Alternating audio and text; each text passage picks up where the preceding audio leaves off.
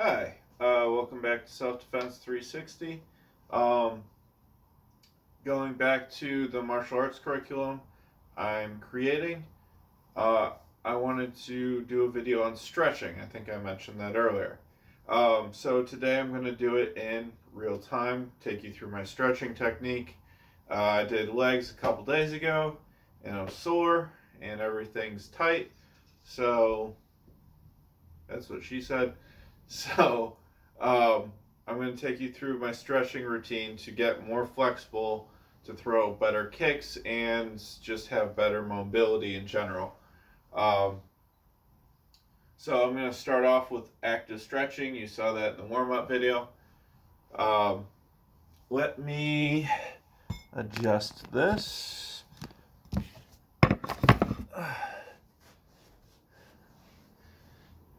All right. 1, 2, 3, 4, 5, 6, 7, 8. 2, 3, 4, 6, 7.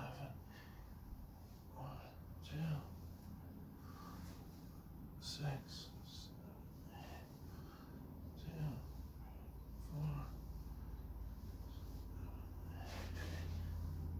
4, 2.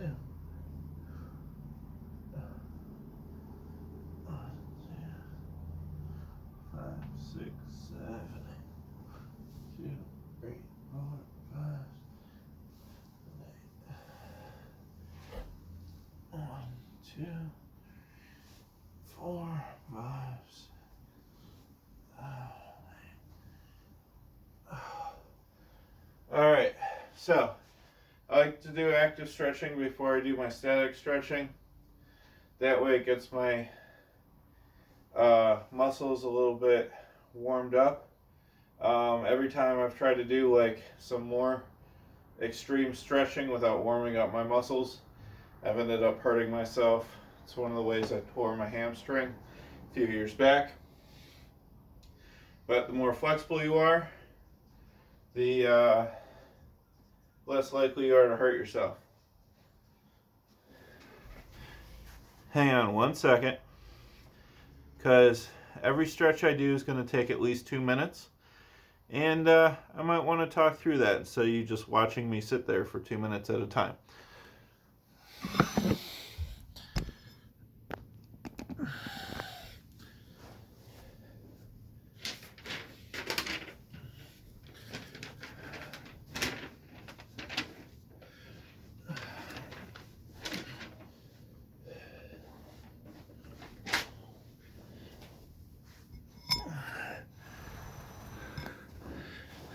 Could have been more seductive with that. Alright, so the first stretch I'm going to do is going to stretch out this back part of my leg up to my lower back and my glutes. Now, one thing I've been asked before is, if I'm trying to stretch more this way, why would I stretch this part? Well, muscle mobility goes both ways. And the more limber you are in both directions, the more limber you are in one of both of those directions. It's a weird body mechanic thing, but it makes sense. So I'm going to put this leg flat, take this leg, put my ankle above my knee, and then raise my knee and pull my knee and ankle into my chest. Oh, I hope I didn't break that. And then I'm going to hold that for 2 minutes. 2 minutes. Alright.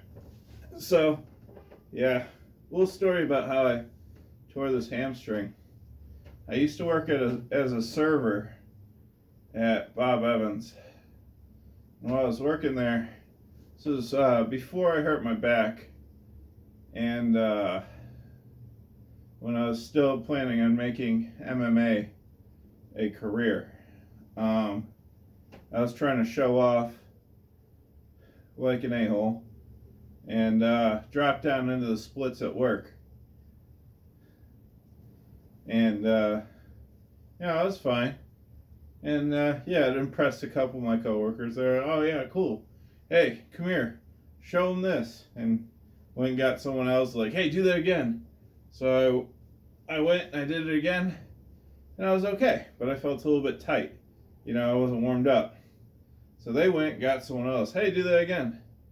So I did it again. Pop! That was it. I was laid out for probably 6 weeks. It was pretty bad. Oof. So one thing I want you to focus on while you're stretching like this. Alright? If it gets easier, pull it in more. Alright? Or push it out depending on the stretch you're doing. The other thing too, you're going to want to take deep and slow breaths. Breathe through the pain. You should have a little bit of discomfort. But if you feel like something's about to pop or tear or like it's about to reach its limit, back off a little bit. Stretching takes time. Getting more flexible takes time. And that's okay. If you hurt yourself, you're just going to set yourself back.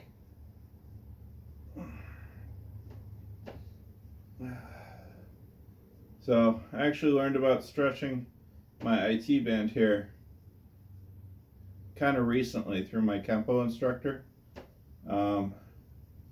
Brian is a 3rd degree at the Core Martial Arts over in Middleburg Heights. Really smart guy, really nice guy. At some point you might see me do a video or two in the gym. But I always, being a bigger guy, I always had trouble just popping my kicks up like that. I need to turn the volume up. That was like 2 minutes and 30 seconds.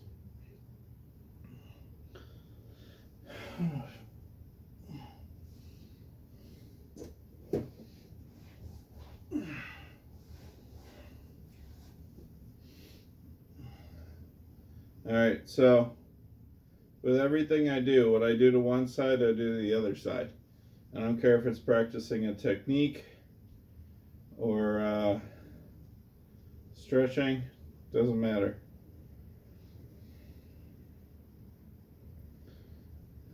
Alright. Up and in. So, yeah, like I was saying, being a bigger dude. By bigger, I'm 5'11", and right now I'm at about 260 pounds, which is fat for me. It is. My trim fighting weight, or really in shape weight, is between 205 and 210. So, me being only 5'11", that's still kind of big for my size. But not that big. At least not for the weight classes I fought in. But anyway, I always wanted to be one of those guys who could just pop a kick straight up into someone's face, make it look too easy. Make it look like, I was barely breathing, like I was just waving my hand. I always struggled with that. And it wasn't until recently that this sort of flexibility got instructed to me in order to improve that. Even when I could do the splits, I used to be able to do the splits all 3 ways. So right leg front, left leg front, and then to the middle. I could never really just get my leg up there. And that sort of flexibility is hard earned, but just because you have it doesn't mean that certain things will be easy to you. Bigger people are always going to have a harder time kicking high, and a lot of that has to do with the structure of your hips. So I find women usually have an easier time getting more flexible and kicking high. Alright, that's that time. Hey, hon. Hey. I'm recording. How do you, why doesn't this timer have sound? I don't know. Did you try turning up the notification sound? I just turned up the sound in general. Never tried to turn on the notification sound. Okay. I'm gonna move on to the next kick. Well, my tech genius figures that one out. Or next stretch. So, next one. Take one leg, bring it in. Ball of your foot should try to at least be touching your knee, or at least the side of your knee.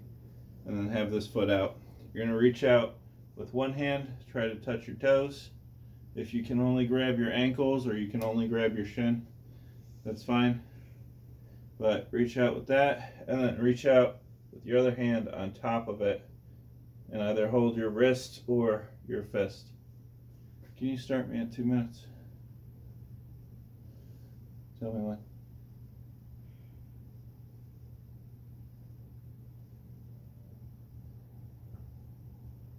Okay. Alright. So, yeah, women tend to have a easier time learning that flexibility and able to just pop their foot out there in a high kick. And that's has to do with their hip structure just being more open.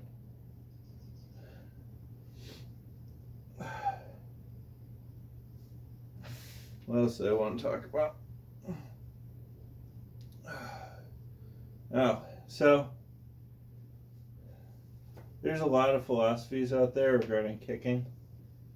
Personally, I always thought it would just be really cool if someone my size would be just a really good kicker for competing in Muay Thai or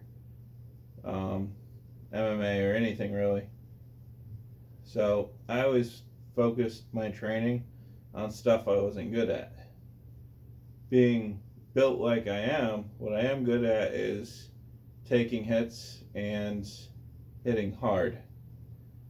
But what I'm not good at is or what I'm not naturally good at is that fast popping flexibility, movement, and just speed in general. It's not what I'm built for, so that's what I focused on getting better at. But a lot of martial arts have different philosophies on things, and one of those is that you don't want to kick high. I personally disagree. While kicking high definitely puts you at risk, it's extremely effective, and your legs aren't going to hit, if you kick properly, much harder than your hands will. Oh, is that my time? Sweet. Told you she was a tech genius. Right. Alright. Switch. Other side. And go. Alright. So do the same thing on this side. Foot in the same place. Hands in the same place. So if you stretch like this, one of the things you're going to find out is it's a kind of a workout in of itself. You'll be out of breath. It's not just easy to do. But anyway, that kind of leads me into a topic that will probably irk a lot of fundamental martial artists out there. And that's the idea of supplementary martial arts. So there's some martial arts that, based on their competition rules or their heritage or what they were designed for, etc., are really good at certain things, but not good at making you an overall fighter. And for these martial arts, I call them supplementary martial arts. So for me, I use Taekwondo as a supplementary martial art. I found that artists who only ever trained Taekwondo had some of the best, most fluid and fast kicks out there. And being a kicker, that's what I wanted. Or, well, wanting to be a kicker, I wanted that. So,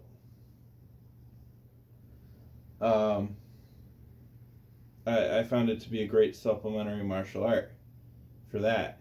And when I was training Muay Thai and Taekwondo at the same time, I really noticed an improvement in my movement and my ability to kick. Alright, next one's going to be butterflies. I like having my back up against the wall whenever I'm stretching. What you're going to do is bring your feet together, and then scoot your heels in as close to your groin as you can. And there's two ways to do it. What I like is to put my hands on my knees and press down, and you'll feel the stretch right in here. And then the other way is to hold, put your knees against your calves, and push forward. Now, with me being so fat right now, this makes it harder to breathe. For bigger people, this will be harder. For smaller people, it really won't matter. But it is a good stretch for the small of your back. So, for this one, I'm going to do it the way I like to do it. Which is really what this whole thing is, isn't it? And go. So, some martial arts that I find to be fantastic supplementary martial arts, as opposed to as a whole all-around system being good at preparing you for a self-defense scenario or getting in the ring. Taekwondo can give you kicks like no one else. Boxing will give you punches like no one else. One of the downfalls I feel with boxing is it is meant to be done with gloves on. Like when you actually compete, you're meant to compete with gloves on. The chances of you wearing boxing gloves out in the street when you get into a fight are very low. So some of the blocks, while effective, if you do them without gloves on, you're basically just hitting yourself in the face. So I modify them slightly for not having gloves or having MMA gloves, but not a lot. Boxing really helped me a lot with my striking. And then, as much hate as it gets, I like Aikido as a supplementary martial art. For a lot of the same reasons I really like Wing Chun. And that is because it teaches you how to be soft in your movements, as well as being sensitive to your opponent. So you get to feel the tension or lack thereof in your opponent. You get to be able to touch just one part of them. That sounded dirtier than I meant it. If your hand is touching their forearm and you're well trained, a lot of times you can be able to tell where and what the rest of their body is doing, and it'll help you counter or react or proactively attack your opponent. Alright, for this next one, and this is kind of the big one, we're going to do more than 2 minutes. This one I like to do either between 3 and 6 minutes. Usually I do 4 to 5.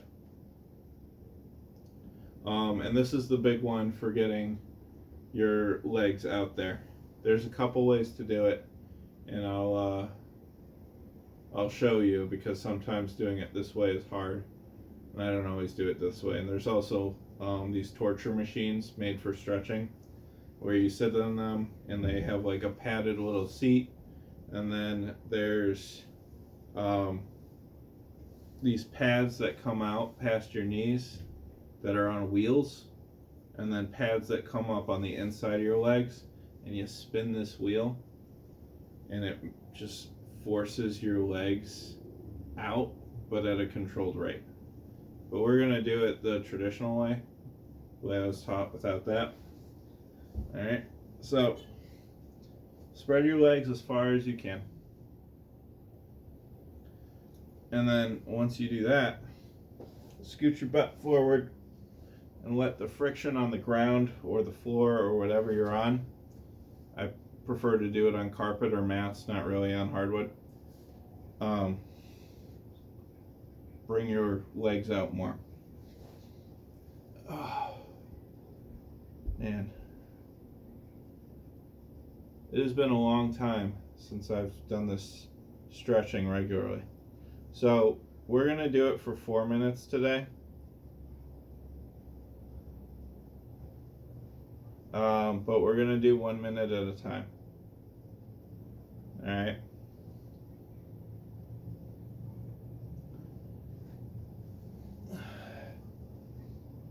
Alright, so for this first one, you remember in the active stretching how we did this thing and we kind of just leaned down, or we touched and then we touched.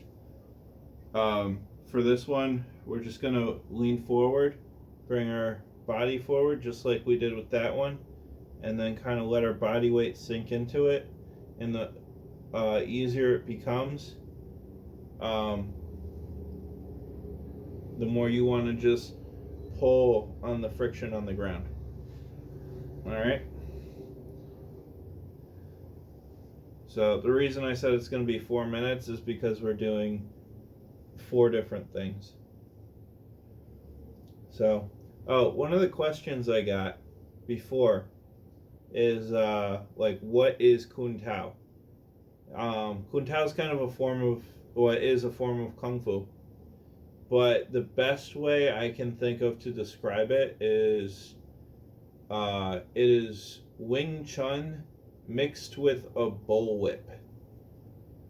If that makes any sense. They have these, a lot of the same motions you learn in Wing Chun you have in Kun Tao, but it's with like whipping snaps, and you'll whip your arm out, and then at the last second it'll be a ridge hand. There's not a lot of punching in Kun Tao. It's a lot of open hand. Alright. Next, you're going to go left or right. It doesn't matter. For this one, I'm going to go left. So when I hurt my back working construction, probably 10 years ago now, it affected my left side more. So I always try to address that side just a little bit more, because it helps loosen me up.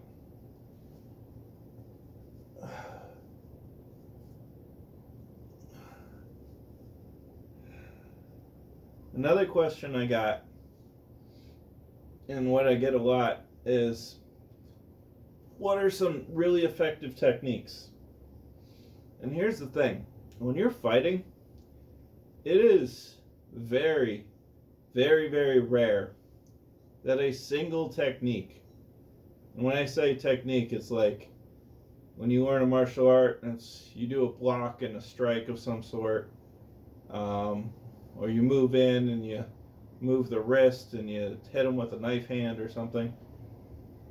It's very rare that one of those techniques will just end the fight. It's very rare you'll be able to knock someone out or just break a limb like you intend to, especially when you're new at it, and it just ends the fight. Usually if there's a fight... Alright, other side.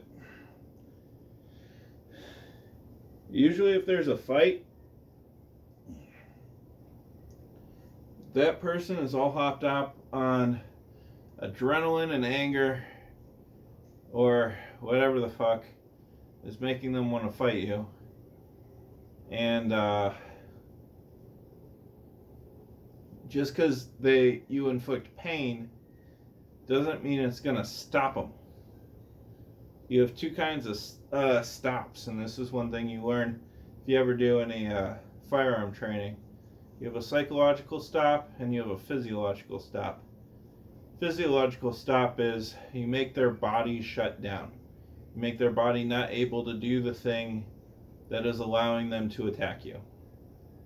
And the other one is the psychological stop, which is you're able to shock their psyche enough that they no longer want to fight you anymore. It's a lot more often in physical confrontations without weapons that you'll get a psychological stop than a physiological stop. Alright, for the fourth one we're going to do that same thing, or the same thing as the first one, but I'm going to give myself another 30 seconds on it.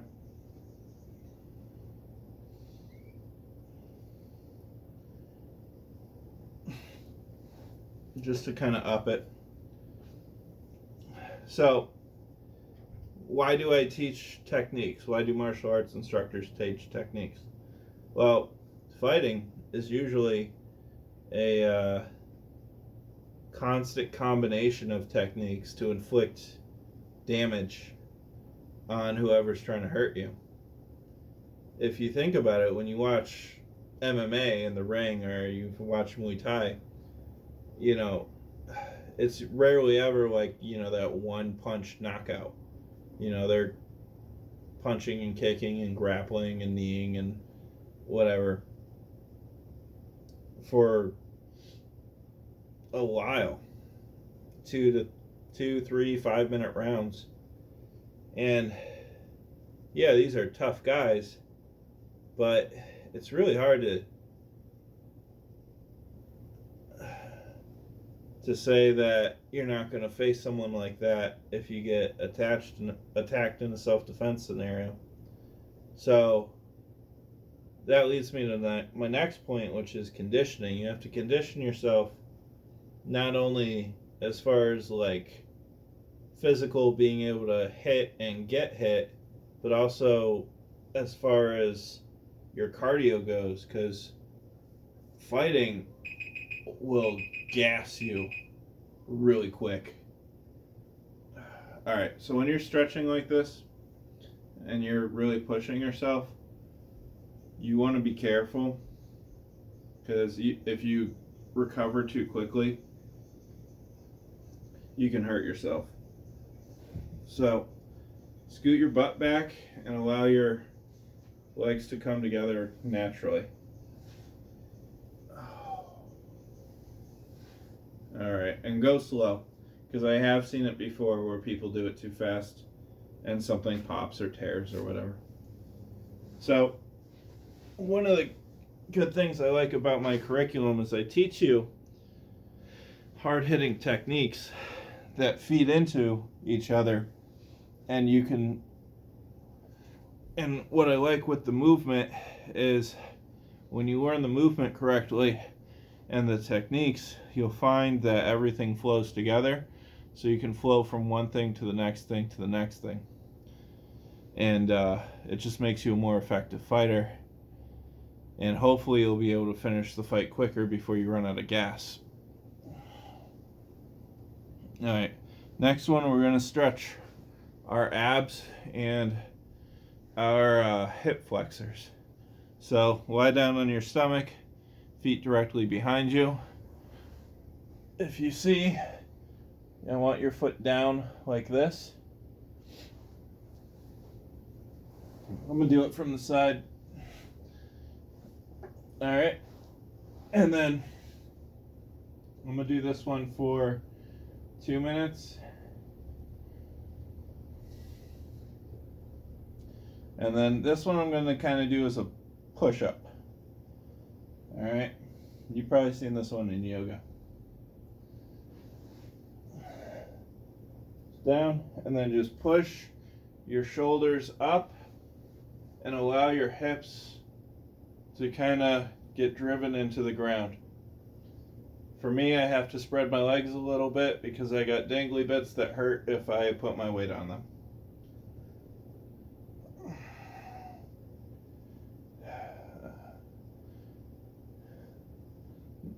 Now, one thing you always want to do is any martial art you practice, you want to pressure test. What I mean by pressure testing is things like sparring and competing. Because I see a lot of martial arts out there that they don't really pressure test. They might do sparring, like karate does sparring, taekwondo does sparring, but they're confined to a set of rules. And for a long time I didn't take karate because I really didn't like the rules of sparring. Like they had point sparring with halos where every time you scored a point,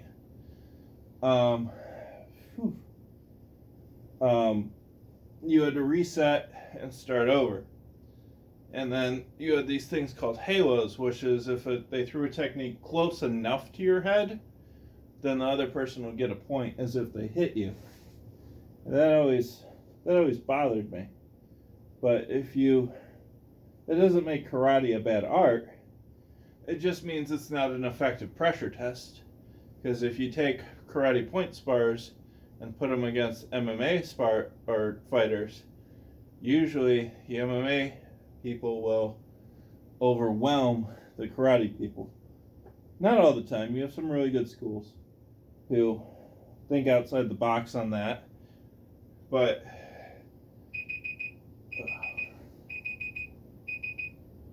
you always want to pressure test it. Now, obviously, there's some things you can't pressure test because,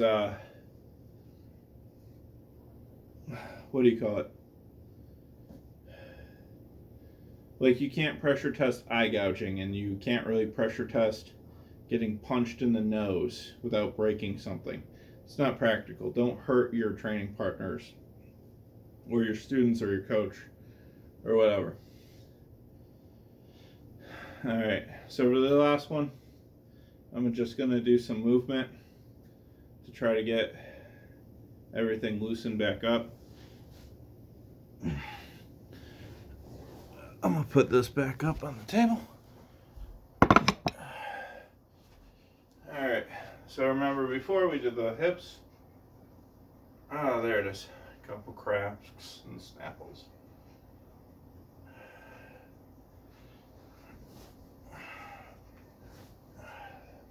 All I'm doing with that is just thrusting my knee across my body. Helps kind of stretch and loosen everything up.